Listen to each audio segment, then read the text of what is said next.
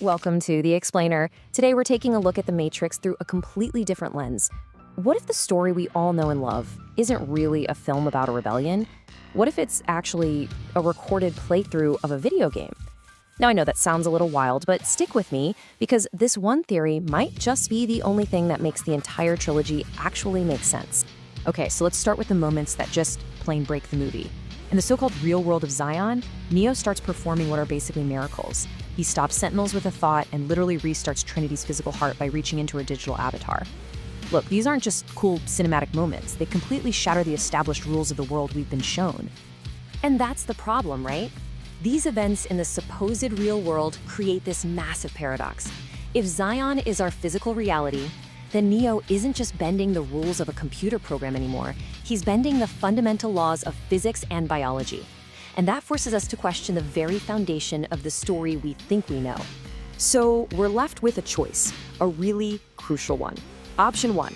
The film is asking us to believe that a man can magically restart a heart through a neural link, and we have to throw out everything we know about reality. Or Option 2. There's a simpler, more elegant explanation.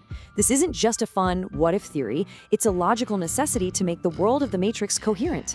Let's go with Option 2 and see just how deep this rabbit hole goes. This leads us down that first rabbit hole. To solve the paradox of Neo's powers, we have to consider a pretty radical idea.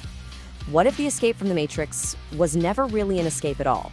You know, the architect himself basically spells it out for us. He explains that the whole system is built to handle rejection. The first Matrix, which was this perfect utopia, completely failed because the human mind couldn't accept it. So the system evolved. It created an outlet for that stubborn 1% of minds that would always refuse the program. And what was that solution? Zion. That's the first layer of this theory.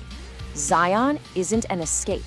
It's a second, much grittier simulation, a pressure valve for the system. It's a controlled opposition, designed to contain the resistance, giving them a cause to fight for and a reality to defend, all while keeping them safely plugged in.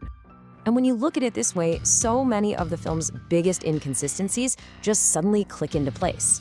Neo has powers in Zion because Zion is just another level of code. The machines rebuild Zion over and over because it's a feature, not a bug. Even the famous plot hole of humans being ridiculously inefficient batteries, well, that makes sense if their true purpose is providing processing power for this massive, multi-layered simulation. This doubt even creeps into the mind of the Resistance's most passionate believer.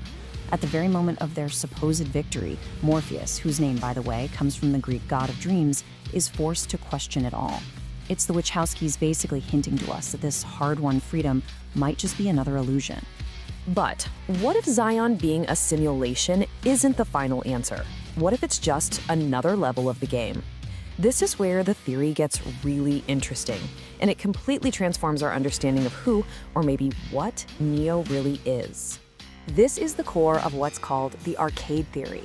We are not watching a film about a rebellion. We are watching a recorded, successful playthrough of a single-player video game. Neo is the only one with true agency, the actual ability to choose, because he's being controlled by a player we never see. Everyone else is just part of the program, executing their pre-written, very cool-sounding scripts. This structure clarifies everything. The reason Neo's powers work in Zion is because Zion is still inside the game engine. He isn't breaking the laws of physics. He's just using his character's late-game abilities in Level 1. The real world we see is simply the game's hub world. Now, for me, the most compelling evidence for this whole theory isn't in the action sequences, but in the words the characters speak. If you pay close attention, you'll notice a massive difference between Neo and literally everyone around him. Just listen to Morpheus here. It's a deep, philosophical, and perfectly scripted monologue, isn't it? It's the kind of amazing cinematic dialogue you'd find in the cutscenes of a game like God of War or The Witcher. The NPCs in this game are incredibly advanced, designed to guide the player and build this incredible world. Now, contrast that with Neo. His responses are almost always simple, reactive, and often, well, monosyllabic. He says whoa, or yeah, or what. He mostly just asks questions. He doesn't deliver these grand, sweeping speeches. And this isn't bad writing, it's intentional design. In fact, if you go through the entire script of the first film, you'll find that Neo has 0 long monologues. He is written as an empty vessel, a controller interface. His simple dialogue lets the player project themselves onto him, making his actions, the player's actions, the real focus of the story. He has the agency, they have the script. And the final proof, the real smoking gun, comes from the one character who seems to know that she's in a game, the Oracle. The Oracle never treats Neo like a messiah. Just look at her language. She calls him kid, she tells him he's not too bright, she treats him like a child playing a game, because that's exactly who she's talking to. She's the one character who completely breaks the fourth wall of the simulation. She's not addressing the avatar, Neo. She is speaking directly to the young player sitting in a chair somewhere in the real world, guiding them, telling them to know thyself, to understand their role as the hero of this game. Oh, and this line is just the masterstroke. On the surface, it sounds like she's talking about reincarnation. But in the context of the arcade theory, its meaning is crystal clear. She's talking about the next life you get in a video game after you die. It's a hint to the player, hey, you might not be the one on this playthrough, but you can always try again. Well, it completely transforms the narrative.